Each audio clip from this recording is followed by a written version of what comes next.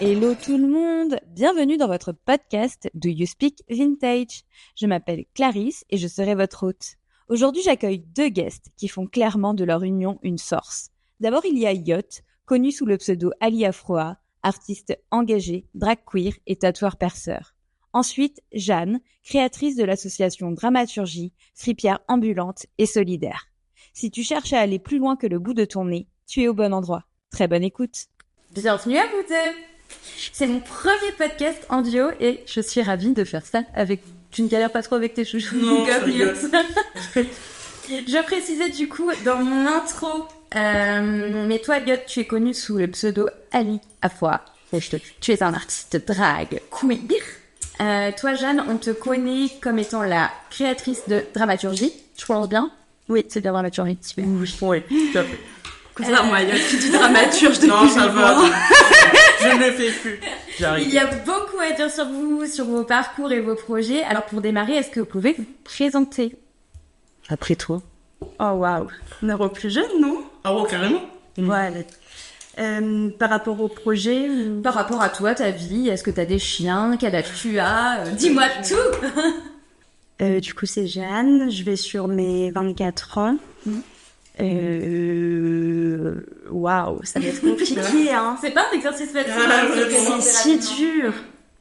Bah, ça va faire 5-6 ans que je suis sur l'île. Je suis venue pour mes études. Ok. Que j'ai dû abandonner pour des problèmes de santé. Ok.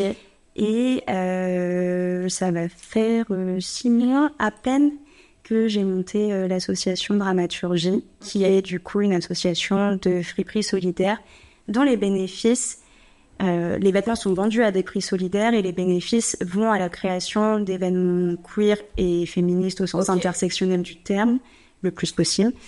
Et la valorisation de créatrices et d'artistes queer lillois. Tu faisais quoi comme études à la base? T'étais venue sur l'île pour quel type d'études? Alors, j'ai fait des études un petit peu compliquées qui n'existent qu'à l'île 3, qui s'appelait à l'époque Industrie culturelle, art et société. Ok. Il y a eu beaucoup de remaniements dans la fac et donc ils nous ont fait passer sous sciences économiques et sociales, ce qu'on n'a jamais fait. Ce qui n'a rien à voir. Voilà, en réalité, c'est de l'étude critique des médias, des productions culturelles, sous les spectres beaucoup du genre, justement, de la race, de la classe. Ça se rapproche beaucoup plus des cultural studies qu'on voit plus aux États-Unis ou en Angleterre. Ok. Donc, nous sommes les islamo-gauchistes sur qui on aime bien taper, quoi. Ok, parfait. Et après, j'ai fait un master en management culturel que j'ai dû interrompre. Ok. Et toi, Yacht? Bah, du coup, je m'appelle Yacht, j'ai 19 ans. Oh my god. Il me s'assiste. Ah non, mais j'ai câblé quand je l'ai appris. Ouais, j'ai 19 ans depuis genre 2 semaines. Happy birthday to you. En fait. Je suis du coup perceur et tatoueur dans la vie de tous les jours. Je fais du piercing depuis 3 ans et demi à peu près. Ok. Et je fais du tatou depuis 2 ans, 1 an et demi, 2 ans. T'as une boutique? Non, justement, on est en train de chercher un shop. Ok. Ouais, non, je vais chercher un local en ce moment parce que ça a toujours été mon rêve de vie d'avoir un local à mon image. Yes. Voilà, à côté de ça, je suis artiste drag. On aura l'occasion de développer. Je suis artiste drag, je suis musicien, je suis artiste un peu partout parce que je fais aussi de la peinture, de la photo et tout, je joue un peu. Artiste avec un grand A. Tout à fait. Tu joues quoi comme instrument? Waouh. Tu veux vraiment lancer sur ça? Je joue beaucoup Mon d'instruments. mari joue du piano et de la guitare. Minimum. Et il s'est mis à la batterie depuis un an. Il aime trop ça, quoi. Normal. Et toi, tu fais quoi? Je fais du piano, de la guitare, de la basse, du violoncelle, du ukulélé. T'es posé, en fait. Je fais du coup des percussions, de la musique assistée par ordinateur et probablement d'autres trucs que j'ai oubliés, du mélodica, des petits instruments par-ci par-là. Moi, je fais du triangle. Tout à fait. J'ai fait du triangle parce que c'est drôle. Ouais, non, voilà, je touche un peu à tous les instruments. Ok. Et en autodidacte? Oui, depuis des années, depuis 16 ans, comme ça. J'ai fait des études de musique après, mais j'ai commencé seul et après je et c'était vraiment... ça prenait une grosse partie de ma vie pendant un moment, genre j'avais 15 heures de musique par semaine. Ah, mais c'est beaucoup, hein. Enfin, je veux dire, apprendre un instrument, c'est énorme, ça. Mais en fait, une fois que t'en fais... Solfège. J'en ai fait 2 semaines. Mais il y a pas longtemps. L'année J'en dernière... ai fait 12 ans. Non, mais c'est ça. Genre, en mode j'ai appris par moi-même à lire des partitions, et j'ai fait 3 semaines de solfège l'année dernière. Et j'ai arrêté parce qu'en fait, je me suis rendu compte que c'était plus fun de le faire tout seul. Ouais. Voilà. Ouais, tout simplement. Non, j'abuse, j'ai dû en faire 9 ans. Et j'ai fait de la flûte traversière. Mais genre dans le génial. Ça va bien, la flûte traversière, c'est méthode. Je sais pas pourquoi j'ai l'image d'American Pie, là, qui me vient tout de suite. Mais, ok. Non, mais j'aimerais trop le redévelopper en autodidacte pour faire des musiques que j'aime et des...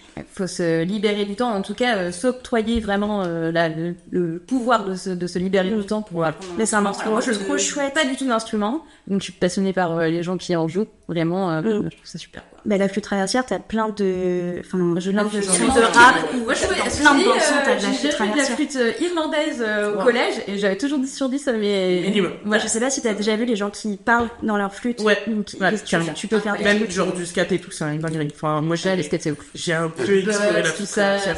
ça Là, je suis en train un des concerts dans le coca. Ah ouais. Tout à fait. Comment vous vous êtes rencontrés? N'était tous pas. Bah, par June. Ouais.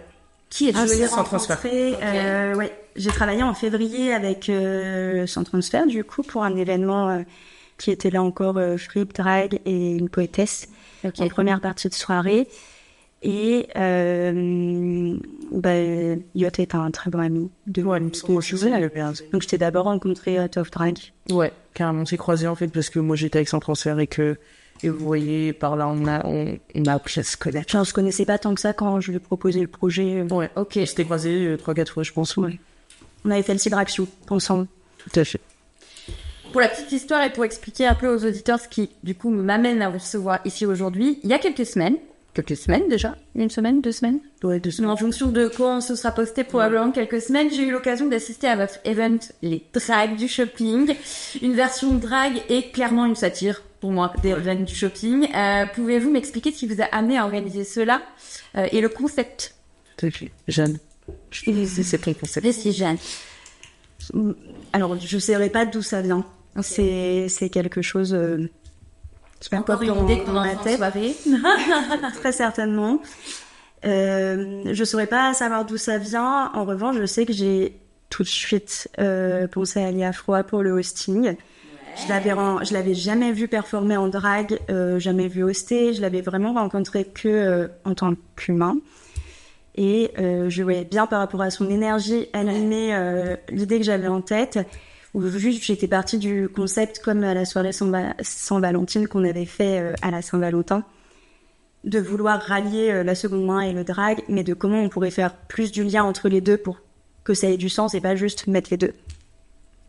Et j'ai très vite pensé à Yacht. J'avais très très peur de lui proposer et qu'il me dise juste mais tu n'as rien compris à mon drag, parce que le peu que si je l'avais vu performer une fois du coup et sur des perfs très très sensibles et engagés, et moi je lui propose de venir faire Christina. Donc t'es mal décalage quoi. Ouais, mais peut-être que t'as aussi du coup, vu que tu le connaissais même out of drag, genre t'as vu qu'il avait une personnalité super fun et tout, et que c'était ce que tu voulais apporter au projet sans doute. Oui aussi. Puis après je pense que c'était inconsciemment pensé aussi, mais par rapport à toutes les études que j'ai pu faire, à tout ce qui me travaille en ce moment politiquement, je pense qu'il y a pas mal de trucs qui se sont emboîtés inconsciemment, parce que quand on en a reparlé après, mais c'était d'autant plus pertinent d'avoir une personne comme Yacht qui vient incarner et se réapproprier Christina.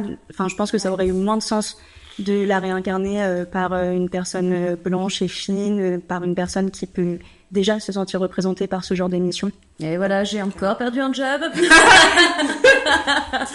Pardon, je plaisante. Oui, non, mais je vois très bien. En effet, genre, pour les gens qui te connaissent pas et qui vont apprendre à te découvrir au travers de ton Insta et tout, j'espère, après ce podcast, genre, tu incarnes beaucoup de choses en une seule personne. Donc, du coup, ça fait du sens. Du coup, pour le concept, en gros, les baby drag, elles avaient 30 €, c'est ça? C'est ça. Ouais, il y avait un drag king avant le lot. Oui, c'est vrai. Tout à fait. Ils avaient donc 30 € et on leur a laissé 20 minutes pour chiner leur tenue. Ok. Ouais, les looks de scène étaient incroyables. J'aime trop bien les impromptus. J'aime toujours autant cette petite combinaison. Si Ouais, vous écoutez la Vespera. Je te jure, tous les jours, je pense. Mais donc, est-ce que vous savez si, du coup, ils ou elles consommaient déjà de la seconde main, ou est-ce qu'ils ont découvert, du coup, un peu plus la seconde main avec ce concept? Je pense que peut-être moins Nymphia, mais dans l'ensemble, Yael chinait déjà. Sinclair et Cynthia, je suis sûre. Ouais, Cynthia est une de mes grandes clientes. Parce que, enfin, je pense que les 3/4 de son dressing, C'est du Darwin-Turgis. non, j'abuse, mais elle a tendance à repartir avec beaucoup de choses.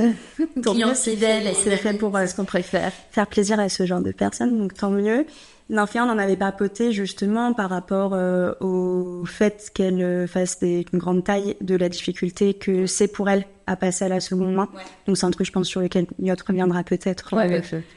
dans la suite. Mais justement, c'était vachement important pour elle aussi, ce défi. Ouais. Sûrement plus dur que pour d'autres personnes parce que même si on veut faire au mieux, on a toujours moins de choix Mais bien sûr. dans des grandes tailles. Mais Du coup, dans le cas de vachement Nymphia, important est-ce que pour vous elle de pensez qu'elle va continuer, Halloween, je ne sais pas quel est son pronom, elle va continuer après cette expérience à consommer de la seconde main? En vrai, bah déjà, c'est une bonne amie à moi depuis des années. Et genre, moi, c'est un truc que je pousse tous les amis à faire, genre, littéralement. Ouais. Même des personnes plus size, parce que je suis une personne plus size, tu vois, et je pense pas que c'est infaisable du tout. Donc, je pense que, tu vois, genre, toutes les personnes plus size essayent de faire des efforts et le plus possible. Mais ça reste quelque chose qui est compliqué et qui est mentalement éprouvant et tout. Et c'est pas la facilité. Et la plupart des artistes plus size de Lille consomment majoritairement de la fast fashion et tout, mais pour des questions de facilité. Donc, je pense que elle fait des efforts, tu vois, et que elle essaye tant bien que mal. Ouais. Mais ça reste quelque chose qui est dur et que je comprends que de passer de tout, c'est quand même un... Ça lui a quand même donné un peu le goût d'essayer Ouais, mais davantage. c'est ça, c'est Ouais. que aussi c'est une première Finalement, approche. c'est aussi une partie de... C'est gagné pour cette partie-là aussi, quoi. Ah bah, le truc est déjà ouvert dans sa tête. Ouais, c'est ça. Et après, c'est une Elle est déjà moins fermée, ouais. Ouais, carrément. Trop bien. Jeanne, toi, tu as donc créé Dramaturgie en septembre ou octobre 2023. Comment est-ce que tu as mûri et construit cet assaut? Alors, en octobre 2023, je me retrouve du coup sans études, sans réel projet parce que je suis en train d'être diagnostiquée pour plein de choses et de monter les statuts d'adulte handicapé. Donc, je me suis laissée cette année-là pour process tout ça et essayer de retrouver du travail, chose qui a très vite été impossible au vu de mes conditions physiques et psychologiques et des conditions du monde du travail actuel qui sont beaucoup trop anxiogènes. Et enfin, j'ai trop enchaîné des tafs alimentaires. Là, j'en suis pas capable pour l'instant. Oui, et puis est-ce qu'on en a vraiment encore envie? C'est aussi la question, quoi. Non, on a besoin parfois. C'est vrai que... Mais pour le coup, c'est une idée qui s'est montée très rapidement en fait. Enfin, franchement, une semaine, il y a tout qui s'est emboîté dans ma tête, mais ça fait 7 ans, si ce n'est 10 ans que je consomme de la seconde main, que je regarde ce qui se fait sur l'île depuis que je suis arrivée sur l'île, que je connais ce qui se fait un peu sur Paris aussi. J'ai commencé à vendre d'abord sans le statut d'association, on a quelques mois pour se déclarer, et en sachant pas justement si j'allais me déclarer en auto-entrepreneur ou en association. Et finalement, c'est vrai que j'aime le vêtement, mais l'idée de vendre, c'est pas ce qui m'intéresse et ce qui me fait me lever et me passionne assez. Et je pense que dans le milieu associatif, je viens aussi du monde du théâtre par rapport aux stages ou aux expériences que j'ai pu avoir. Et je trouve que dans la seconde main, il manque aussi d'association et de liens avec le spectacle vivant, avec tout ce qui nous anime politiquement, parce que la mode est un vrai sujet politique qui vient reproduire absolument toutes les oppressions qui existent. Et du coup, de fil en aiguille, j'ai développé le projet en projet associatif. Il y a un podcast à venir du coup. L'idée, c'est de faire, oui, peut-être un média collectif aussi. Enfin, il y a plein de projets d'agrandissement qui sont possibles avec ça. Et c'est quelque chose qui m'enchante beaucoup plus dans l'idée. Je comprends très bien. Et quelle est la différence finalement entre fonder une asso et te lancer en auto-entreprise pour faire un shop vintage comme le font énormément de nanas? Alors, en association, de toute façon, la plus grande partie des bénéfices est réinvestie dans l'association et les projets associatifs. Donc, c'était premièrement par rapport à ça. T'arrives à te rémunérer quand même? Pour l'instant, non. Non, ok. Non, l'idée, ce serait potentiellement d'être salarié de l'entreprise par la suite. Ouais. Mais là, je suis pas en capacité de me rémunérer. Ce qui est compliqué quand on fait du bénévolat 35 heures par semaine, voire plus. Mais oui, c'est un projet par la suite. Et puis même d'autres copaines qui ont pu m'aider dès le début. Bien sûr que l'idée, c'est le plus possible de pouvoir rémunérer les gens qui travaillent avec nous. Mais l'idée, c'est que les principaux bénéfices, je sais pas si ça répond à ta question, mais soient réinvestis et pas dans du capital financier, mais dans la création de projets qui du coup répondent à une problématique de société ou du moins viennent apporter un peu de bon cœur aux gens. Et du coup, contrairement à une auto-entreprise, toi, t'as pas de taxes sur le staff, t'as pas tout ça? Non, alors il y a des déclarations à faire évidemment sur ce que l'association récolte en termes financiers. Une association peut être imposable. Ok. Mais c'est loin du compte. Et donc oui, c'est aussi moi, j'ai une phobie administrative et c'est aussi beaucoup moins de paperasse. Enfin, les déclarations se font pas mensuellement. Enfin, c'est quand même moins compliqué de mon côté pour l'instant étant seule à 300%. Enfin, de mon temps sur le projet, c'est vrai que ça fait beaucoup en termes d'administration aussi et c'est pas tellement par rapport à ça que je l'ai fait en association, mais je pense que la différence... Enfin, je m'y connais pas assez dans les taxes d'auto-entrepreneur. On se fait tout pomper, voilà. Tout à fait. Moi, pour l'instant, pas trop encore, mais mon mari qui est auto-entrepreneur, quand on voit ce qu'ils gagnent mensuellement et ce qu'ils leur prennent, on est là, mais en fait, on a bossé pour quoi. Ouais. C'est un peu... ça reste compliqué, quoi. Comment tu sources du coup les vêtements que tu vends via l'asso? Alors les vêtements sont chinés à la main pour 90% des vêtements. Il y a une petite part de dons parfois entre copains, des amis de mes parents à qui j'ai parlé du projet et qui ont fait des dons. J'ai eu plus de demandes de dons mais qui pour l'instant sont fermées parce que ma chambre étant mon local de stockage, c'est compliqué. Et parce qu'aussi, c'est difficile d'être très sélectif dans le don. Où j'arrive pas à refuser des choses. J'ai l'impression de devoir sauver tous les vêtements. Alors que l'idée, du coup, c'était vraiment de faire une friperie solidaire et le plus pour tous au niveau des tailles. Et c'est d'être le plus inclusif possible, ce qui est pas évident. Et voilà, qu'il faut pas clamer sur tous les toits parce que c'est compliqué de l'être dans les faits. Mais l'idée, c'était de réunir tous les styles de friperie. Et d'avoir aussi des bons basiques. Très souvent, j'ai un pack de basiques à prix libre, d'avoir des soupules pour l'hiver.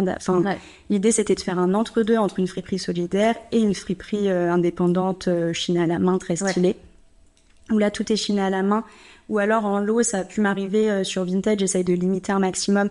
Mais quand je passe par Vinted, c'est des énormes lots à des gens qui vident des maisons. Je sais bien. Donc, c'est les principales sources... Ok. J'avoue que j'ai toujours été assez admiratif des shows drag, même si j'ai pas assisté à beaucoup de shows drag, mais j'aime beaucoup. Pour moi, les drags sont vraiment des artistes et au-delà des valeurs que vous représentez, pour moi, ce qui me fascine, c'est la manière de valoriser le corps. Vraiment, je trouve que c'est le truc. Moi, on parle de show drag et c'est ça. Je pense tout de suite à la valorisation du corps, peu importe le sexe, la taille, la couleur. Voilà. Comment toi, tu t'es mis au drag, Yacht? Et est-ce que tu peux peut-être expliquer ce qu'est le drag en général et ton drag, puisque vous avez tous votre patte, quoi. Tout à fait. Déjà, alors la définition du drag, elle est à peu près universelle, mais après, une autre artiste pourrait le définir autrement que moi. Pour moi, le drag, c'est un art de performance, c'est un art où tu montes sur scène, c'est une catégorie d'art qui renferme plein d'artistes différents. C'est la grosse catégorie et le gros nom. Ensuite, on a des sous-catégories de drag queen, drag king, drag queer, drag créature, drag monstre, drag clown et tout. Genre, on a vraiment un gros parapluie. On est tous des multi-artistes parce que au-delà de monter sur scène, il y a le make-up, il y a des gens qui font leur look, il y a des gens qui chantent, il y a des gens qui dansent, il y a des gens enfin bon, on fait tout. Donc on est vraiment des artistes accomplis pour le coup. Ça, chaque drag artiste est vraiment multifacette. Du coup pour moi c'est évidemment un art de performance parce que bien qu'il y a des artistes qui font ça juste pour le make-up, qui restent dans leur chambre, qui s'écrivent les réseaux sociaux, il y a pour moi enfin tu vois un artiste drag et tu comprends l'essence de son art par la scène, par le contact avec le public et par la connexion qu'on peut avoir avec les artistes qui sont sur scène. Donc voilà, je pense que c'est un peu la façon facile de définir le drag.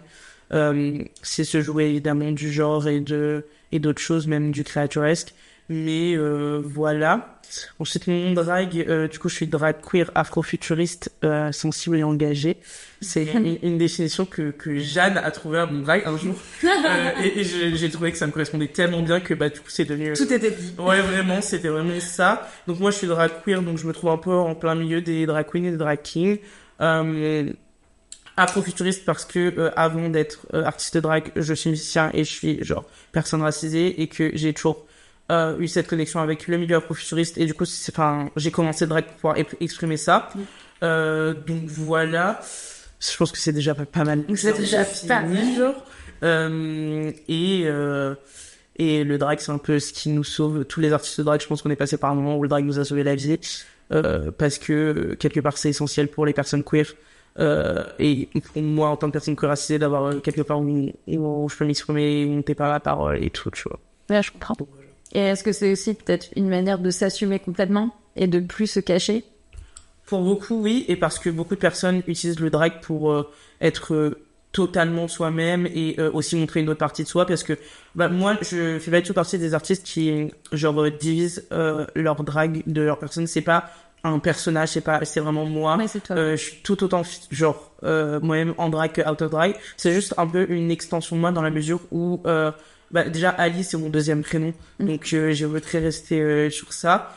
Et par le fait que en fait c'est juste que ça me donne une plateforme pour exprimer ce que je peux pas exprimer parce que je sais pas tout le temps la Tu vas parole. vraiment plus en profondeur de toi-même finalement quoi. Et je traite mes traumas par le drag. C'est vraiment un moyen pour moi c'est ce qui me sauve en ce moment, c'est que comme on m'écoute et comme je peux parler de choses qui me concernent et qui me touchent et que quelque part je suis quand même une voix pour toute une communauté. Ouais, bien sûr. J'utilise vraiment le drag pour traiter mes traumas et du coup je le sépare pas du tout de moi-même. Mais il y a des gens qui sont totalement en mode personnage et c'est vraiment autre chose, ce qui n'est pas mon cas et c'est ce qui montre que chaque artiste est vraiment différent dans ce qu'on fait quoi. Très intéressant. Et le piercing et le tatouage. Du coup, dis-moi tout parce que c'est incroyable quoi. En fait, pourquoi on existe? Et en plus, il a permis. Non, mais moi, clairement, du coup, pour moi, le piercing et le tatouage, c'est une autre manière de s'exprimer et d'habiller son corps. J'avais entendu ou lu une phrase qui disait le corps dit ce que l'on est et le miroir réfléchit notre histoire. J'avais trouvé cette phrase assez dingue. Est-ce que ça représente aussi c'est une représentation que tu fais du piercing et du tatouage? Pour toi, c'est une manière de se représenter, de s'afficher, d'afficher quelque chose? Bah, tout à fait. Pour le coup, j'ai toujours su que je voulais faire ça de ma vie. Parce que moi, je vois le corps comme une toile vierge, qu'il faut l'habiller et tout. Je me suis toujours projetée comme quelqu'un de très tatoué, très percé. J'avais un objectif très fixe à partir de 10 ans. Je savais exactement quel piercing je voulais, ou quoi, comment. Donc voilà. C'est pour ça qu'en fait, à la base, je pense que j'ai commencé les piercings parce que je sentais qu'au fond de moi, j'avais déjà mon projet en tête, que du coup, j'ai dit, genre, mon visage, tu vois, c'est parfaitement ce que je voulais. Et je voulais être capable déjà de le faire moi-même parce que, en fait, moi, je pense que s'il y a un truc que je peux faire moi-même, je vais apprendre à le faire. C'est pour ça que je fais beaucoup de choses, c'est parce que si je peux le faire, je vais le faire moi-même. Tu te challenges toi. Tout à fait.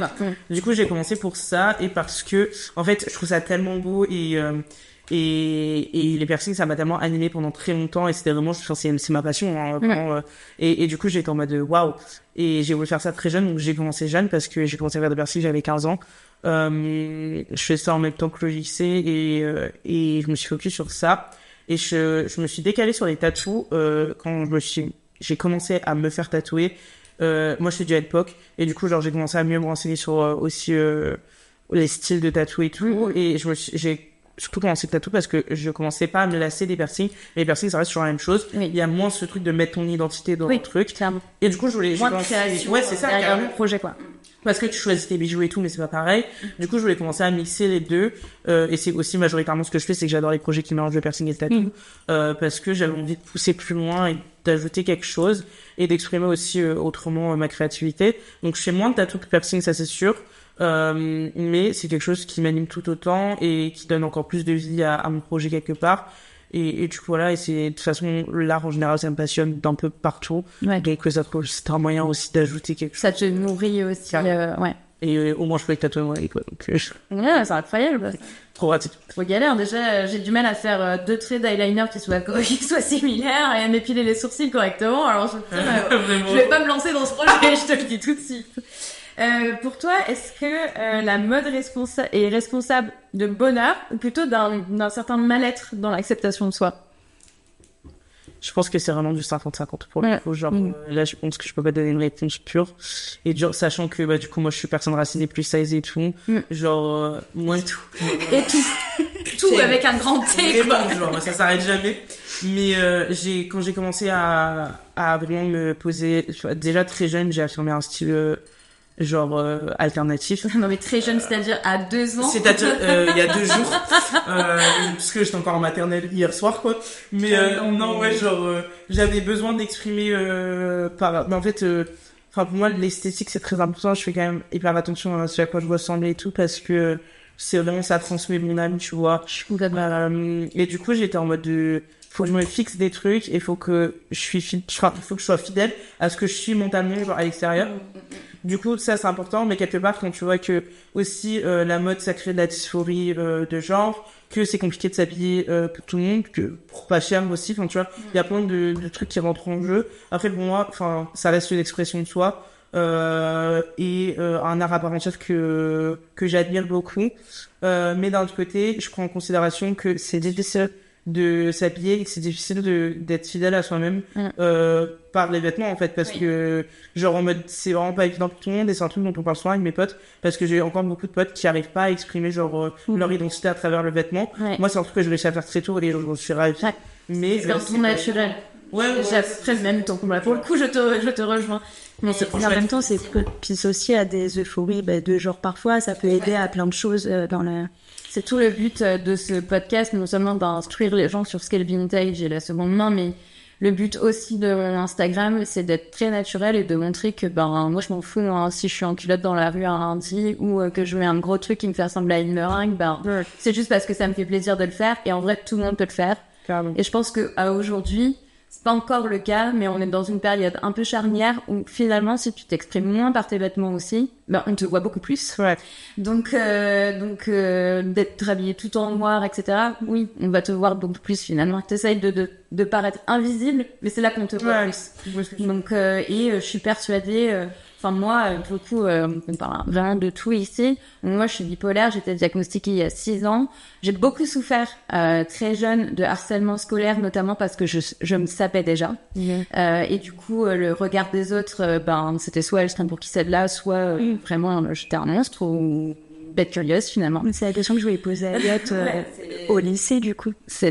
C'est au lycée que tu as commencé. T'avais déjà ce style-là. Ouais, même au collège, ça s'est manifesté très tôt. Genre. J'ai très, très vite souffert de ça. Hein. Ouais, s'arrêter en bagnole. Même au lycée, je me mettais de l'eyeliner bleu et on se foutait de ma gueule. Je me souviens avoir dit à un pote à l'époque, Dua Lipa, elle fait ça, vous êtes content et tout. Et il m'avait juste dit, t'es pas Dua Lipa. Mais en fait, moi, je me suis toujours dit, tu vois, je lis Vogue, j'adore la mode, mais vraiment, pour le coup, c'est vraiment mon art et ce que j'aime, quoi. Et je me suis dit, je veux pas être comme toutes ces meufs qui lisent Vogue en disant, ah, c'est beau ça, ah, c'est beau ça, ah, c'est beau ça, sans jamais les porter, ah, c'est beau ça, mais j'adore, ça m'irait trop bien. Et je le porte, en fait. Ouais, c'est comme ça que moi, je vis la mode et c'est ce que j'ai envie de transmettre aux gens autour de moi. Fais-toi plaisir, en fait. Parce que même si, y a quelqu'un qui te regarde mal dans la rue, 2 minutes après, ils t'auront oublié, tu vois. Et maintenant, j'arrive, il y a toujours des gens qui me regardent bizarrement, mais j'arrive quand même à me focus plus sur les gens que j'arrive à faire sourire parce que ma tenue les a fait sourire positivement. Ouais. Et moi, ça me fait du bien. Et je me dis, ce jour-là, j'ai bien fait de sortir et de mettre cette tenue parce que j'ai fait plaisir aussi avec... Je vous offre des looks incroyables, donc souriez-moi, bordel. Ouais, tout à fait. Donc c'est comme ça que je vis le truc et je suis persuadée qu'on peut tous se développer psychologiquement aussi à travers nos vêtements. Tout à fait. Mais non, j'ai pas... Enfin, je me suis fait harceler genre presque toute ma scolarité, donc c'est pas un truc. C'est ça, moi le lycée c'était une horreur, donc je me dis mais jamais j'aurais pu m'assumer comme tu t'assumes au lycée, quoi. Déjà quand je faisais un tout petit pas de travers. Bah j'ai eu un parcours qui fait que il faut aussi accepter j'ai choisi dans la solitude, quoi.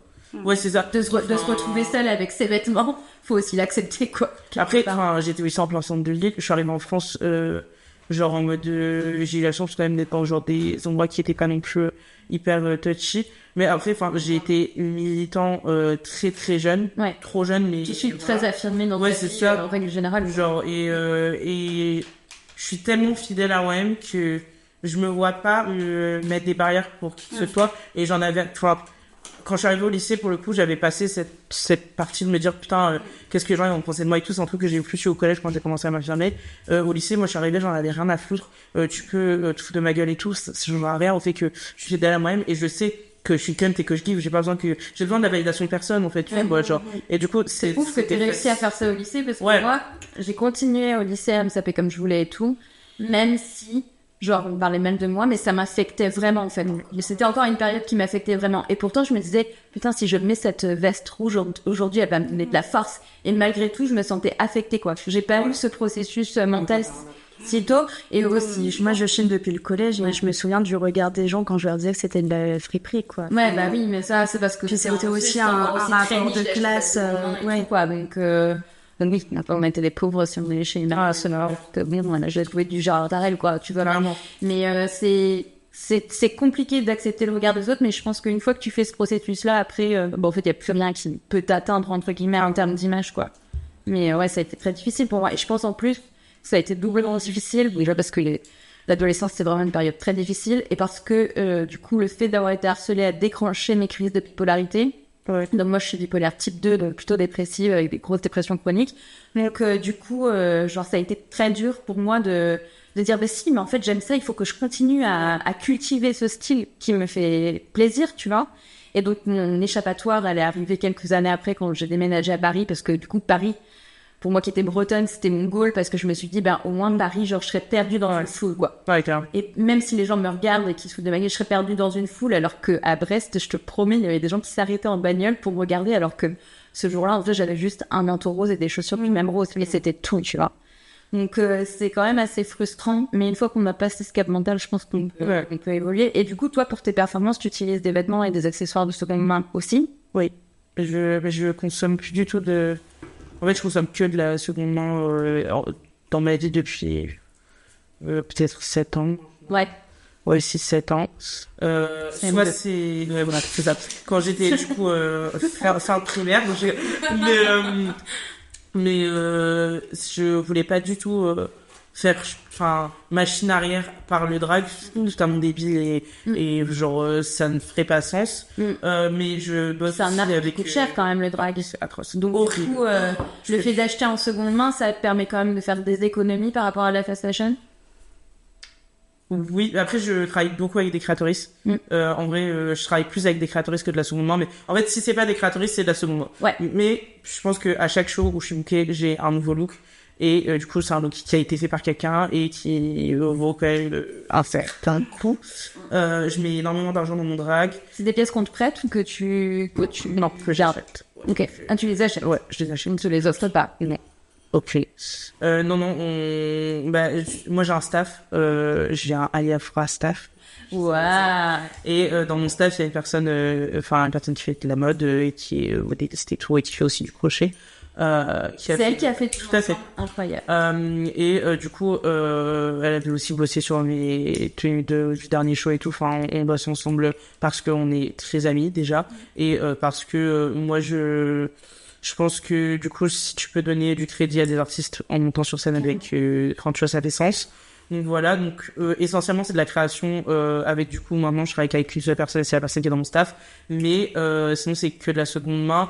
parce que déjà financièrement c'est facile, enfin c'est plus facile, et parce que j'ai une idée très précise en tête de ce que je veux, et des fois ce serait plus facile par la fast fashion. Et en fait j'ai tellement plus cet automatisme d'aller vers de la fast fashion, en fait c'est plus dans mes options. Genre, parce que, quand tu es habitué à consommer que de la seconde main, quand tu te retrouves dans un Zara, j'ai pas foutu les pieds depuis un moment, mais la dernière fois que j'y étais, c'était pour un événement, il me fallait un truc, et donc je suis allée en me disant je trouverais. Mais en fait, j'ai pas trouvé. Ouais. En fait, je ne trouve même plus. Ouais, pour matcher, je me suis dit, mais qu'est-ce que c'est cher, parce que j'ai tellement plus la notion des prix du neuf. Ouais. Ouais. Moi, j'ai la notion des prix de vintage ou du luxe vintage. Ouais. Et tu te dis, mais enfin, en fait, je vais pas payer 100 balles cette veste-là, qui est en simili, alors que pour 100 balles, je peux avoir une veste, d'une marque griffée, d'un truc de meilleure qualité des années 80, 90. Non, ouais, parce que la qualité n'est plus la même non plus, tu vois. Donc, c'est ouf, pas. On trouve même plus. Ouais, mais j'ai pas du tout cet automatisme d'aller vers de la fast fashion. C'est vraiment, en fait, c'est plus dans mes options. C'est soit je trouve sur une tête, soit je trouve en fripe et tout. Et je préfère 5 fripes dans une journée pour trouver un look pour un show. Mais aujourd'hui, je travaille beaucoup avec des créatrices. Parce que quand je visualise mes perfs, et c'est ce qui me coûte beaucoup d'argent dans mon drag, c'est que quand je visualise mes perfs, je visualise et il faut exactement que ce soit ça. Ouais. Et du coup, ça complique beaucoup le truc parce que je suis obligée de faire une créa à chaque show parce que je sais ce que je veux. Parce que tu sais exactement ce que tu veux. Et que j'ai pas envie, ça je le reprocherai à aucun artiste parce que c'est hyper cher de faire du drag, mais j'ai pas envie d'avoir de robe que je sors à tous les shows et c'est toujours un peu la même chose. Ouais. Moi, jusque-là, à peu près à tous mes shows, j'avais une silhouette différente. Il va faire remarquer il y a pas longtemps. Et c'est vrai, c'est que mon make-up change quasiment à tous les shows. Et ma silhouette change aussi. Enfin, une fois, j'étais dans un cube fait en téléphone que j'ai fait moi-même. Une fois, j'étais dans une robe super moulante. Après, j'étais dans un truc très ample. Je joue beaucoup de la silhouette et du coup, je me vois vraiment pas du tout partir vers autre chose que de la seconde main parce que c'est aussi, pour moi, c'est devenu ma facilité, en fait. Ouais, complètement. Et du coup, tu représentes la communauté queer, racisée plus size, et on a déjà un peu abordé le sujet, mais est-ce que c'est compliqué de trouver des pièces à ta taille en seconde main, ou est-ce que c'est vraiment une idée reçue? Il y a plein de vidéos en mode arrêtez de prendre des pièces de plus size et de faire de l'upcycling avec. Ça, c'est un vrai sujet, quoi. Ça, je suis d'accord avec le fait que faut arrêter de prendre les trucs des personnes plus size pour en faire d'autres choses, sachant que les autres personnes ont l'embarras du choix, ce qu'on a forcément. Après, je nuance quand même le propos en disant que peut-être qu'on est un peu dans l'abus et qu'on fait pas. Après, je comprends qu'on fasse pas l'effort de chercher parce que c'est une charge mentale en plus, mais d'un autre côté, il y a quand même des choses, quoi. Moi, j'arrive à m'habiller entièrement en second main depuis 6-7 ans, c'est que c'est pas impossible. Après, je suis pas la personne la plus size du monde, je suis quand même plus size et c'est pas à négliger. Je comprends que mais en fait, c'est juste des habitudes à changer. Ouais. Après, c'est plus compliqué pour nous et il y a vraiment, des fois, tu fais des flips et tu trouves rien parce que t'es plus size. C'est un fait, c'est une réalité et c'est une réalité que je vis. Mais moi, c'est un truc que j'ai accepté parce qu'en fait, j'ai tout simplement pas l'impression qu'en fast fashion, on a plus accès. Genre, moi, tu vas dans un Zara, ça s'arrête à du 40, 42. C'est les mêmes sujets. Après, sur Internet. Et en plus, des fois, ça taille vraiment plus petit parce que la fast fashion, qui ont des gammes, plus sur la fast fashion, qui ont compris qu'une personne grosse, ça peut avoir envie d'être sexy, en fait, ou de s'habiller comme une vieille. Ouais, clairement. Mais, en soi, oui, c'est vrai que c'est plus compliqué pour nous et parce que c'est toujours plus compliqué pour nous. Mais d'un autre côté aussi, faut faire l'effort de pousser plus loin la réflexion, je pense. Le mal. Alors, vous êtes tous les deux des personnes hyper engagées. Est-ce que vous vous considérez du coup maintenant comme des militants de la seconde main? Une bonne question. Qu'est-ce que j'ai bien bossé, n'est-ce pas? Est-ce que tu vas commencer? Ouais, parce que je pense que j'ai moins de choses à dire que toi. Parce que, par définition, moi, je pense pas. Honnêtement, je suis vraiment hyper engagée et très militant pour beaucoup de choses. C'est un truc quand même que j'essaye de prôner, la seconde main et tout. Et même dans mon entourage, c'est un truc que j'ai énormément poussé, mon entourage à faire. Après, je pense que, en fait, techniquement, je suis réprochable, mais je pense que je suis pas la personne la plus engagée sur ces thématiques-là parce que littéralement c'est une réalité, c'est que j'ai d'autres priorités. Littéralement, j'ai des choses à dire et les choses sont très importantes et du coup je me dis ça passe par autre chose. Après, c'est vraiment quelque chose qui est important pour moi et je fais très attention à ça parce que c'est devenu mon mode de vie.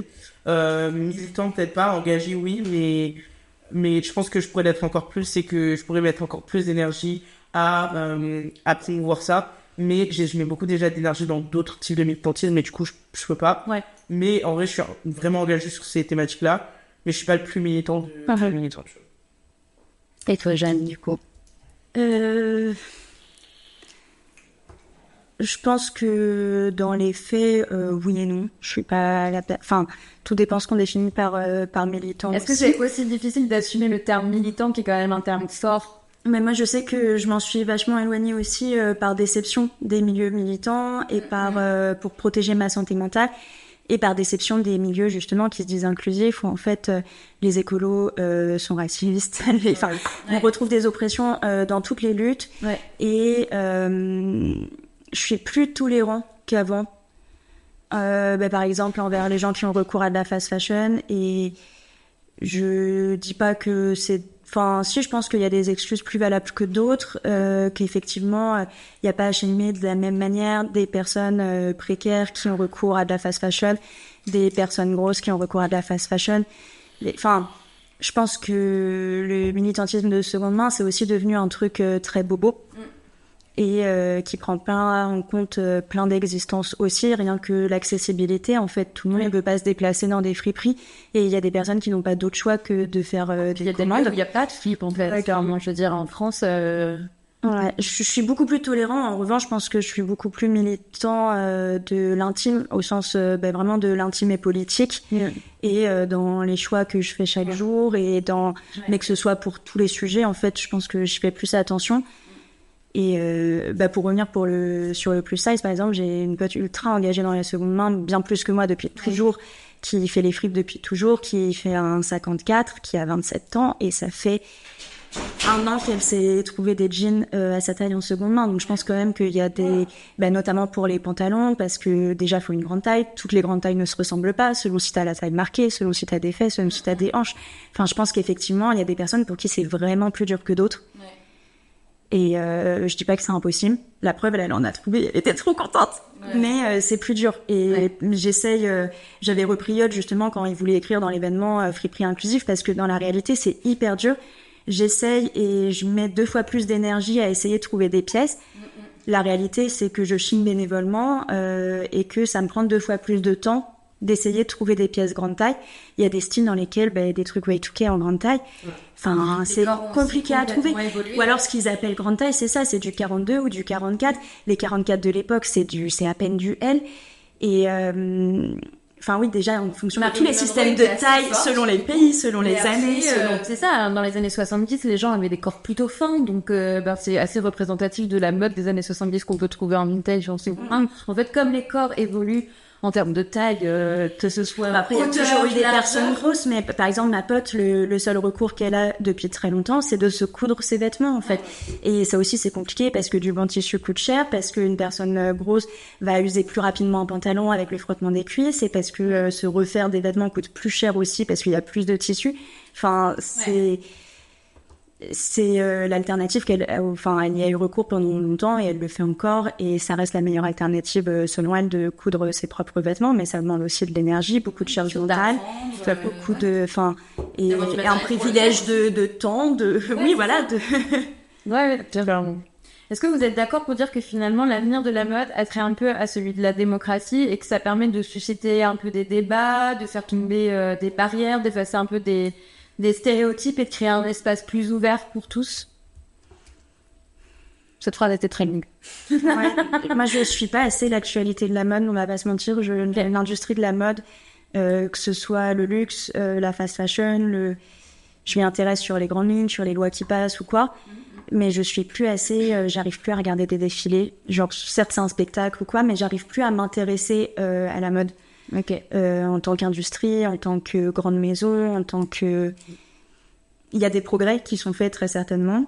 Après, ce qui est sûr, c'est que je crois en l'intersection des luttes et que de toute façon, on est obligé, si on pense l'inclusivité au niveau de la couleur de peau, de penser l'inclusivité des personnes trans, de penser l'inclusivité... Enfin, je pense que en fait, la mode regroupe toutes les oppressions. Ouais, je pense. Ça regroupe toutes les oppressions et donc toutes les possibilités d'évolution autour de ces oppressions et de faire autrement. Ouais, parce que la parole des gens se libère davantage.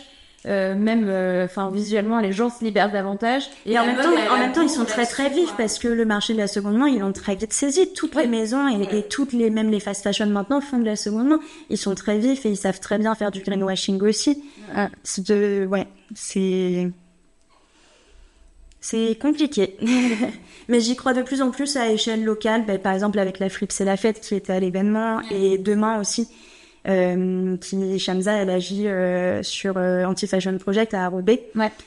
Et à échelle locale, je pense qu'il y a des projets chouettes qu'on peut faire, que à échelle locale, on peut consommer mieux, mais comme sur la consommation de viande, comme sur toutes les industries polluantes, je crois, pour revenir sur la question du militantisme ou quoi, j'ai du mal à être optimiste sur plein de choses. Mais à échelle locale, je pense qu'entre nous, on peut se faire du bien et essayer de faire mieux les choses. Déjà, à échelle d'une ville ou d'une région, il y a des choses hyper intéressantes à penser qui regroupent plusieurs luttes. Parce qu'en fait, elles sont toutes liées. Il faut arrêter de se battre pour les luttes de classe et pas pour le reste. À Lille, on est quand même assez bien logés, déjà par la proximité avec la Belgique, qui fait qu'eux, ils sont déjà instaurés dans leur processus de vie la seconde main depuis longtemps. Les régions du Nord, comme Lille, c'est le cas aussi. D'ailleurs, mon déménagement était quand même... Enfin, moi, j'ai dit OK Lille parce que je savais que par rapport au business que j'allais lancer en podcast, ça avait un intérêt aussi pour moi et où je m'y retrouvais un peu plus. Paris, c'est vrai que maintenant, on est plus axé sur le vintage de luxe, quoi, et semi-luxe, donc c'est aussi difficile de trouver des fripes ou des magasins vintage abordables. Lille, c'est à taille humaine, et le projet que je fais sur Lille, je viens de région parisienne, mais j'aurais pas été capable de le faire en région parisienne.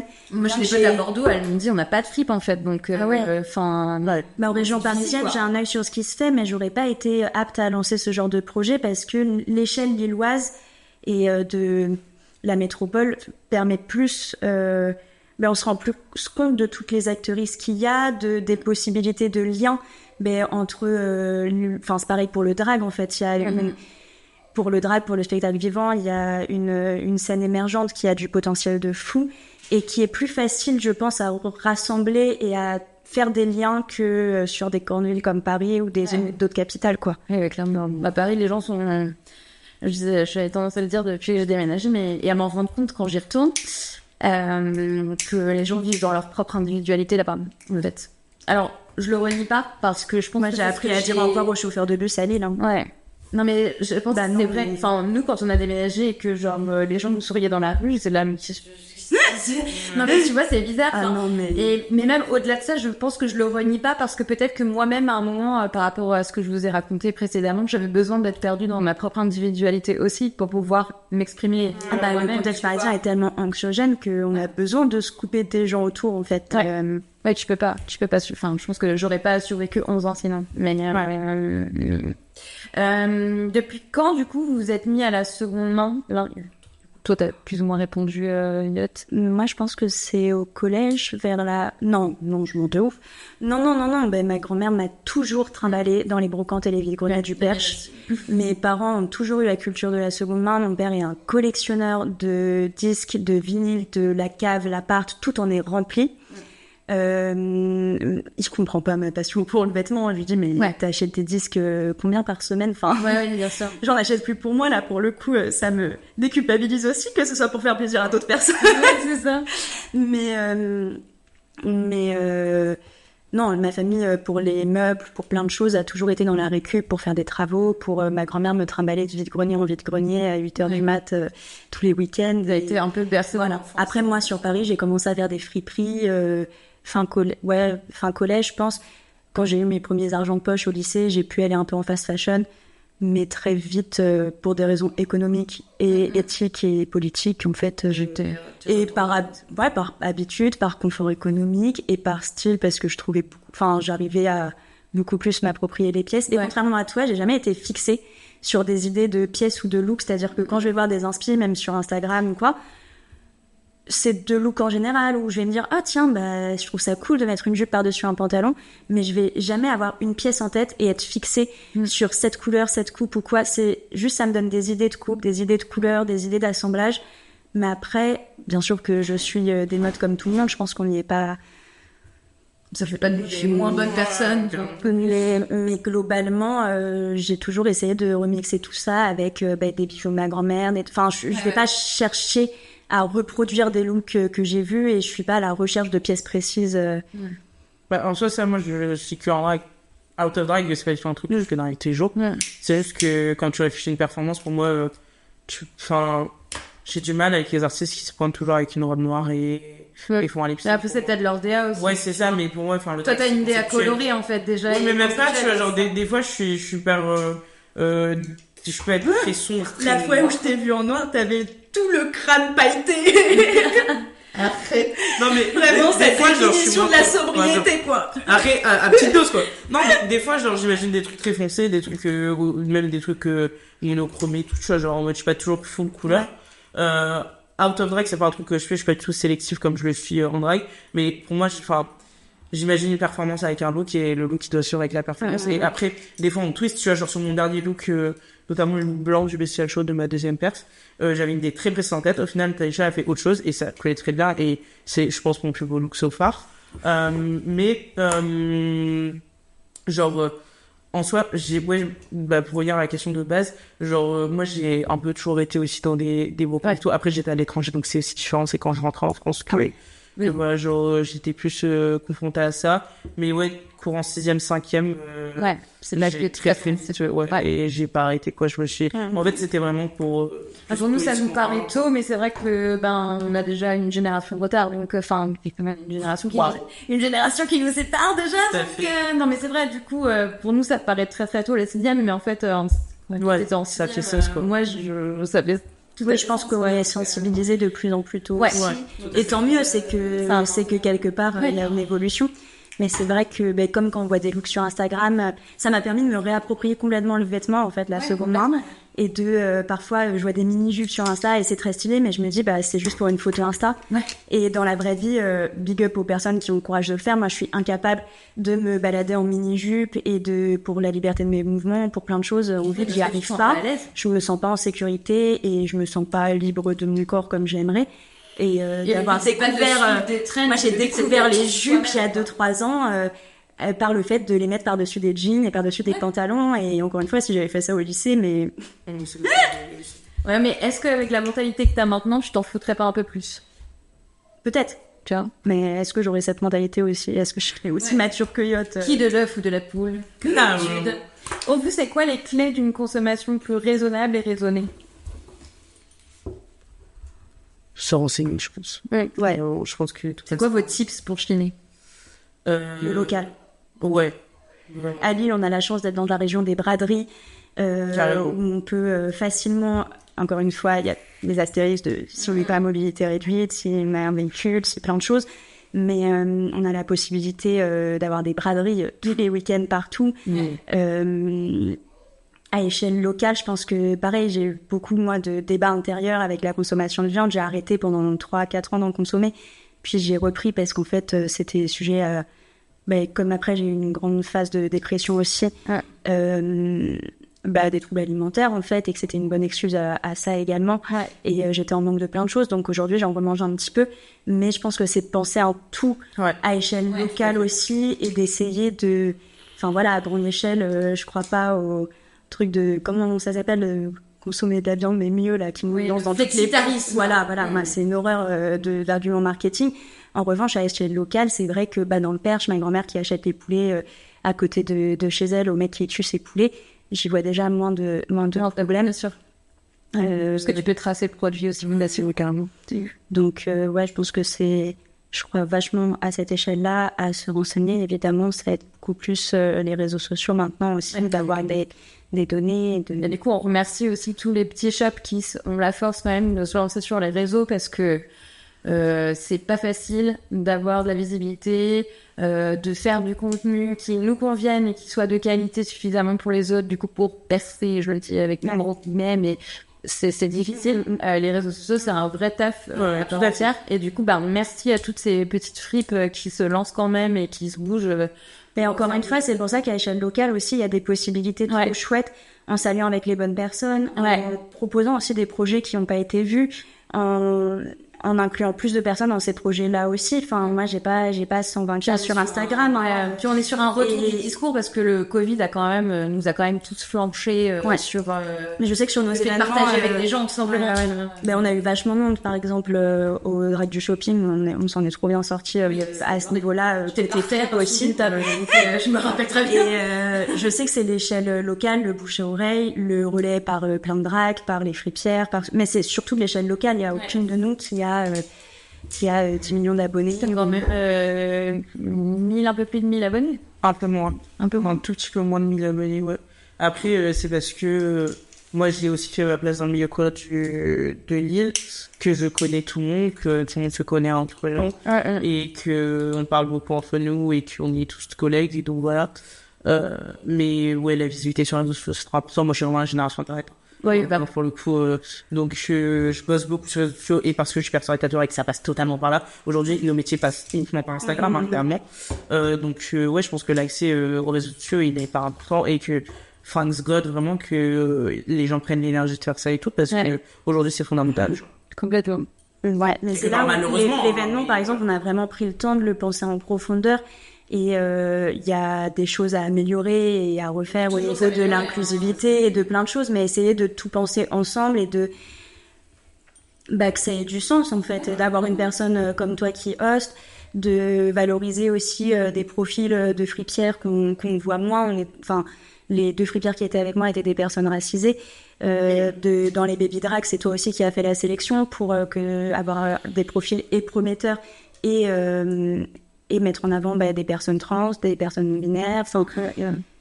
Et je pense qu'il faut arrêter de penser les luttes individuellement et vraiment regarder à l'intersection de tout ça, de comment on peut faire pour essayer de penser un maximum au plus de personnes possible dans ce genre d'événements et de lier un maximum de causes qui nous lient, quoi. C'est quoi les dernières pépites que vous avez chinées? Dernière pièce que vous avez chinée ou c'est une tuerie? Il y a plein de trucs. Des fois, tu m'envoies des vidéos, t'as déchiré ça, je suis en train de le garder. Tu sais, la robe que t'as vue. Les jupes longues, c'est dur pour moi de les revendre. La robe que t'as vue, on a fait la première visite du shop. Ouais. Elle était trop belle. Ouais. Une robe jaune avec une robe très longue où je me dis, mais, je devrais quand même la mettre pour le shop. Mais quand même. Où je me dis, est-ce qu'il n'y a pas un peu de plaisir à cause de Christina, j'ai incorporé le fait que les robes longues, c'est pour les grandes personnes fines et où je me dis peut-être que ça irait mieux à une personne plus élancée que moi. Mais elle est trop belle, elle est toute jaune et verte, elle a des fleurs cousues, enfin vraiment vintage et elle est magnifique, ouais, celle-ci, je pense que c'est dans mes dernières pépites qu'on a fait la visite avec. Tu m'envoies une photo de cette robe que je puisse la mettre dans la présentation du podcast. Et toi, du coup, est-ce que t'as trouvé? En vrai, genre, il y a pas longtemps, Jeanne m'a passé, genre, une jupe, assez basic, en vrai, mais longue, marron. Moi, j'aime beaucoup les bas marrons, j'aime essentiellement des pantalons, des cheveux. Il en a, voilà. C'est celui qui a un trou à la fouf? Non, c'est l'autre, mais mais, en fait, j'ai 4 fois le même pantalon, parce que je suis un peu fou. 4 fois le même trou. Et voilà, en effet, il y en a qu'un seul qui a pas trop sur les... Comme quoi. Mais c'est exactement le même marron d'ailleurs. En fait, c'est parce que je fais beaucoup de layering. Et du coup, genre en mode ça rentre bien dans mes looks et tout. Et je mets énormément de jupes sur les pantalons, ça rend mon style. Mais ça, pareil, le layering pour les vêtements qui ont des défauts. Enfin, moi, je réutilise vachement le vêtement comme ça. Il y a plein de trucs où je veux upcycler et je les garde en me disant, je recouvrais et tout, tu sais pas. J'ai jamais le temps de le faire. Mais c'est vrai que tu mets une jupe par-dessus, tu mets un truc, j'arrive à porter mes pièces, même quand il y a une tache. Pour moi, c'est compliqué de faire ça parce que je sais que, genre, il faut que je fasse appel à quelqu'un parce que je ne sais pas coudre un bouton, je sais pas. Ah ouais? Donc, vraiment, non, moi, je fais de la couture très bricolage. J'avais cousu le haut de Sans Transfert qui m'avait dit, je te préviens, j'ai une DA très... comment elle m'avait dit Destroy. Et j'étais là, ça tombe bien parce que si t'avais un look clean, ma couture l'aurait pas été, tu vois. Enfin, j'ai vraiment fait son t-shirt au couteau et je trouvais plus mes aiguilles. J'ai mis une épingle à nourrice en guise d'aiguille pour faire le fil. Est-ce que vous avez une icône de mode ou une période qui vous inspire plus? Non, moi je crois que je m'inspire vraiment de tous les styles. Sûrement des icônes inconsciemment, mais surtout de mes copaines et de la vie réelle. Et maintenant, quand je chine, je me dis, effectivement, d'être entourée de copaines avec des styles très différents, ça m'aide vachement à chiner en disant, ça c'est très Ange Vibes, ça, Alia Froid et kifferait, ça, enfin, je m'inspire vraiment, et puis même de mes copaines dans l'intime qui font pas de drague, mais Mais ouais, j'essaye des pièces d'un peu de tous les looks, toutes les époques. J'aime bien faire de l'anachronisme. C'était le thème de notre dernier shoot qu'on a fait pour la fripe et j'aime bien que ça ait pas trop de sens. Je vais jamais me faire une tenue complètement années 70 par exemple. Ouais, ok. Et toi? Bah, personne, Tu es ta propre icône, je comprendrais complètement. tout à fait, non. En vrai, bah, pour un afrofuturiste, voilà, pour moi, c'est vraiment genre, c'est de mon mode de vie, vraiment, tout le courant afrofuturiste m'inspire énormément, et c'est l'esthétique, et voilà, parce que c'est ce qui me fait vibrer au quotidien. Sinon, bah, du coup, dans des icônes afrofuturistes, Erykah Badu, qui est une musicienne que j'adore, mais tellement, et qui a une esthétique folle, en fait, et elle m'inspire énormément parce qu'elle est tellement crazy et genre en mode c'est tellement genre incroyable c'est visuel finalement enfin ça ressemble un peu aussi à ce que je fais parce qu'on fait partie du même courant et tout. Sun Ra aussi qui est le pionnier de la musique afrofuturiste puisque aussi je suis musicien donc je sais beaucoup de la musique. Ouais, bien sûr. C'est fou c'est ce qu'il fait, ça m'a beaucoup inspiré, et aussi évidemment le traditionnel d'Afrique centrale, d'Afrique de l'Ouest et tout, c'est évidemment ça fait partie de mes grandes inspirations, mais en général le traditionnel dans les grandes lignes sans rentrer dans tout ce qui est appropriation culturelle et tout. Moi, ça m'inspire. J'ai quand même grandi au Liban. Il y a plein de cultures qui m'inspirent et c'est de là où aussi ça vient. Et mais évidemment, ma culture, moi, je viens de Côte d'Ivoire, donc toute la Côte d'Ivoire m'inspire beaucoup. Tes pères sont tenus traditionnels aussi. Right. Donc, on n'en parle pas assez. Voilà. Mais le traditionnel et l'afrofuturisme, c'est vraiment les choses que ce soit Ringrad ou Autodrag, c'est vraiment des choses dont j'aime bien me rapprocher et tout. Parce que bah, c'est ce que je suis, donc je veux transférer aussi, ça va. Ouais, c'est normal. Puis je pense qu'on partage nous deux pour le coup aussi l'amour du vêtement avec le jeu et l'ambiguïté du genre, même out of drag. Et enfin c'est vrai que je vais jamais avoir une tenue 100% femme ou alors il y aura une cravate ou enfin et comme j'aurai jamais une tenue 100% masculine parce que je vais toujours y ajouter des bijoux un peu plus féminins où je crois vachement la versatilité de tout ça et l'ambiguïté entre les genres. Est-ce que, vous pouvez nous dire, c'est quoi votre prochain challenge? Est-ce que il y aura une saison 2 des drags de shopping? Je veux tout savoir, quand, où, comment. Dites-moi tout. Bah écoute, pourquoi pas? C'est pas, pour l'instant, c'est pas encore, on n'enchaîne pas. Parce que de toute façon, si on le fait, ce sera après l'été. Ok. Parce que été c'est période Drag Race déjà, donc c'est période Drag Race. Voilà. Et du coup pour nous c'est parce qu'on est fatigué aussi. Bah oui. C'est enfin l'heure de mes vacances. C'est que après le 15 juin, je suis en vacances. Donc juillet, je prends pas de booking parce que j'ai enchaîné ces derniers mois. C'est vraiment, enfin moi je suis un peu genre dans les têtes qui sont en train d'éclore dans Drag Mois. Donc j'ai énormément eu de projets et tout, donc je prends une pause. Mais on en a parlé. Ouais. C'est un projet qui pourrait être chouette à... Excuse-moi, je t'écoute. Non, elles sont des vrais comptes. Ah non, mais je me déteste pas quand c'est... Ça restera un show qui sera gratuit, ouvert à tous. C'était l'idée de maintenir ça en fin de mois aussi, pour avoir un show gratuit avec des friperies plutôt solidaires ou à bas prix. Je m'attends et je demande pas à des friperies de baisser leur prix. Enfin, il y a des friperies hyper légitimes d'avoir leur prix plus haut. Hein, je juge pas là-dessus. Mais l'idée, c'est de créer des événements solidaires à ce niveau-là, avec des friperies associatives ou qui appliquent des prix plutôt bas qui se rapprochent des miens.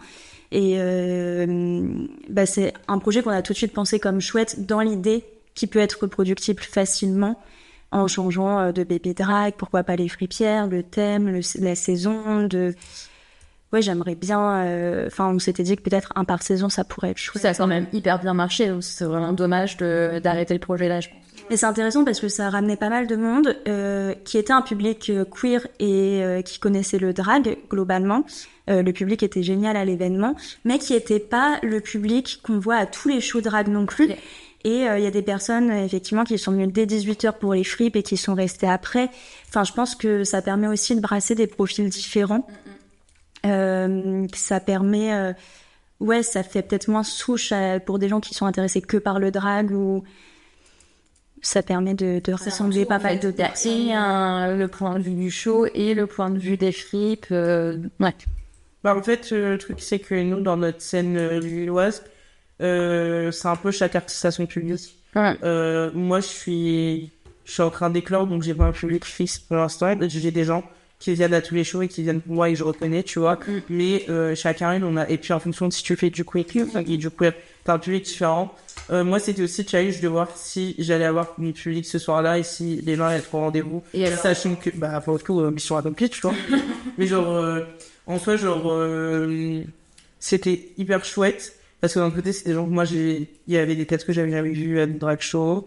Il y avait quand même des gens qui, d'habitude, viennent pas, qui viennent. Il y a des gens qui venaient exprès parce que c'était moi et parce que Oui, il y avait aussi des drags présents. Il y avait aussi des personnes qui font du drag. Il y avait quand même, facile, 5, 6, 7, 8, vers dans Ça, quand même, c'est pas grave. Oui, bah après, entre nous, on se soutient, les personnes des potes, hein, vraiment, c'est des gens avec qui je suis proche qui étaient là, c'est des Barbara Rockwell, des Nchoucho, des Best. D'ailleurs, je l'ai loupé, du coup, parce que j'ai pas pu m'y libérer pour aller à la Bulle Café, je suis triste, mais j'ai vu les stories Instagram et j'ai encore plus regretté d'avoir travaillé ce soir-là. Ouais, non, c'était super, mais voilà, enfin, en tout cas, le projet était chouette, et, moi, je suis pas fermé à une deuxième émission parce que si c'était ce qu'on avait envisagé, mais ouais, pour septembre, octobre. Ouais. Puis l'idée, c'est de continuer à bosser tous les deux sur d'autres projets, notamment peut-être l'ouverture d'un shop, qui serait le shop de yacht, mais de continuer des projets associés. Là, vraiment, on se le manifeste. C'est quand l'ouverture du shop? Septembre.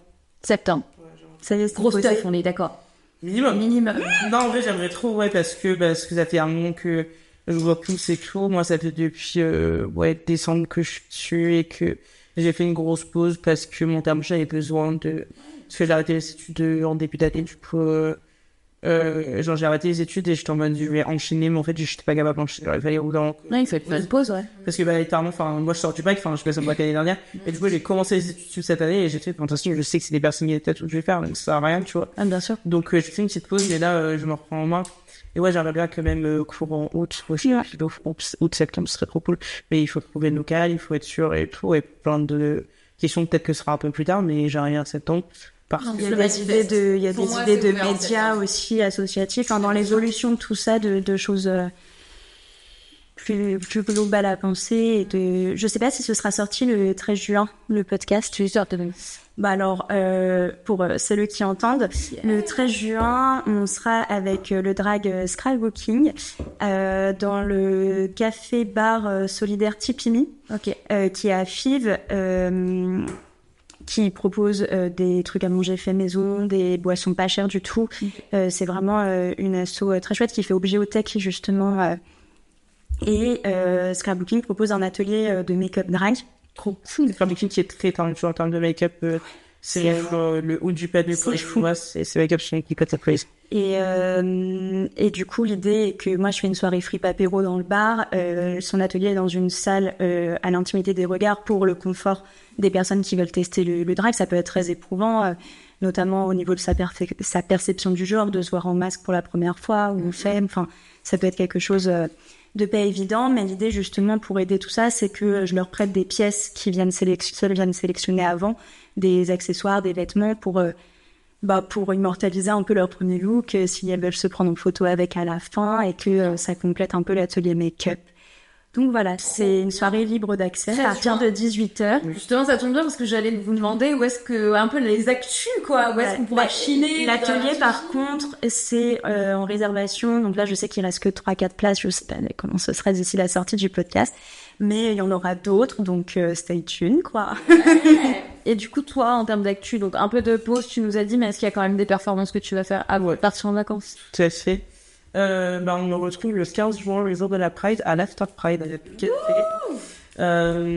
avec les Coroniens Drag Joie. C'est vraiment le haut du panier des artistes qui sont en train d'éclore, avec la Koei Prod, qui est la nouvelle agence de production qui est à Yatamto, que j'adore, mais je les aime trop, la Koei, si vous écoutez. On vous aime. Vraiment.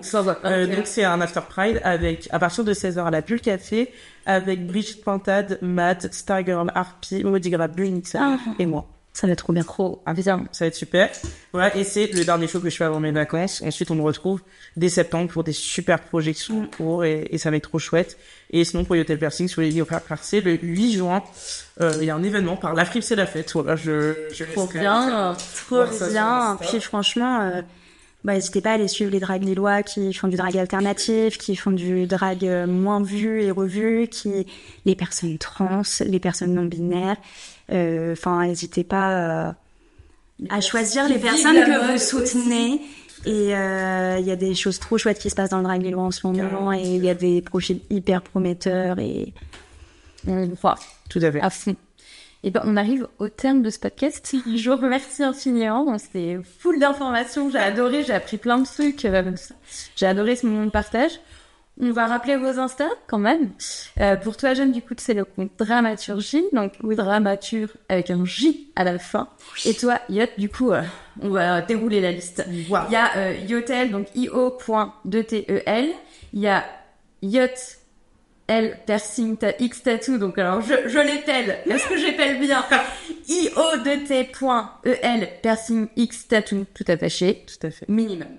Et ensuite, est-ce qu'il y en a d'autres? puis sur son profil, vous pouvez retrouver l'insta du tatou Oui, aussi. voilà. Et non, il n'y en a pas d'autres. Parce Il y en a que pas. j'ai- Et deux, et c'est déjà beaucoup. Et c'est ça, c'est que, en tout cas dans le pro et tout, j'en ai que 2 et j'utilise, c'est pour ça que à la base, Yotel, c'était mon compte de musique. Ouais. Et on va tout finir. Non, ça fait trop, c'est trop. Oui, puis en plus, t'as une personnalité multiple, genre, c'est aussi cool d'avoir ça sur un seul compte, que les gens soient pas perdus avec qu'un seul, et que tu sois pas perdu dans les algorithmes d'Instagram. En parlant d'un seul compte brouillon, dans les actus que j'ai oublié de mentionner, du coup, il y a un bébé podcast qui va sortir, Dramaturgie, dans le but de papoter entre copaines et avec des artistes créatrices qui m'inspirent aussi sur la métropole dans un premier temps. Et justement, l'idée, c'est de faire des discussions... Trop cool, peut-être Bah, que tu vas me chill recevoir pour être de l'autre côté du micro. De faire des discussions toutes chill, de parler aussi des oppressions qui nous traversent, de choses positives ou moins positives, qui devaient sortir, qui auraient dû être sorties, mais pas moi ça qui prend ai du perdu les 4 premiers podcasts que j'ai enregistrés. C'est dur, ça prend du temps. Et en tout cas, je te pousse dans cette voie parce que moi, je me suis jamais autant éclatée et vraiment, je sens que je suis sur mon chemin de vie depuis que je vois ce podcast, quoi. Donc Là, c'est pas forcément dans un objectif d'avoir une audience énorme, mais déjà entre nous, ça peut nous faire trop du bien d'écouter ça et de créer des contenus qui nous ressemblent et carrément. Merci beaucoup. Merci à toi. Merci à tous ceux et celles qui ont suivi ce podcast jusqu'au bout. J'espère que cet épisode vous a plu. Surtout, n'hésitez pas à me contacter sur mon compte Instagram ou TikTok, DYS_vintage, pour me faire vos retours et me donner vos idées de questions et de guests. Vous pouvez également m'écrire en commentaire sous la vidéo du podcast qui est disponible sur ma chaîne YouTube. Je vous dis à très vite pour plus de Chine. Mouah.